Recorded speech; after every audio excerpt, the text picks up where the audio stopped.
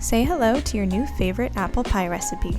We're starting by making a sauce for the filling that will really elevate your pie above all the rest.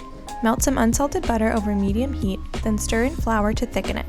Simmer the mixture for about a minute to cook out the flour, then pour in a quarter cup of water. The mixture should thicken at this point, then add your sugar and bring up to a boil. Reduce the heat and simmer for a few more minutes until the color darkens slightly. Put this aside to cool while you prep your apples.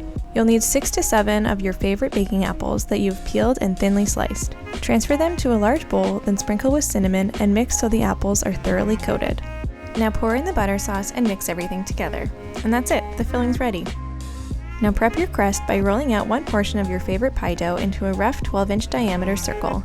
Then wrap the dough over a lightly floured rolling pin to transfer it to the pie plate. Unwrap the dough, then gently press it into place so there's a little bit of overhang around the edges. Now pour in your filling and spread it out so it's slightly mounted in the center. Set this aside while you prepare the lattice crust. Roll out another portion of dough into a rough circle. A cool trick to help shape the dough is to push the edges in, which will make the circle much more even when you roll it out again.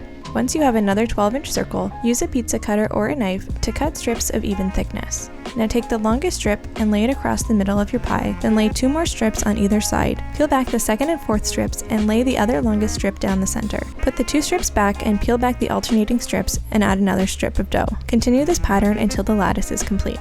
Now you can use any remaining scraps of dough to fill in any gaps around the edges, then tuck the dough into the edge of the pie plate. Push the dough in with one finger on one hand, then pinch around it with 2 fingers on the other hand. Gently pat the edges down so they don't get too brown in the oven, then brush the top with egg wash, which is just a mixture of an egg with a tablespoon of sugar. Bake your pie at 425 for 15 minutes, then turn the heat down to 350 and bake for another 45 minutes. The pie needs to cool for at least an hour before you slice into it, but when you do, it'll be delicious. Subscribe to Dished for more delicious recipes.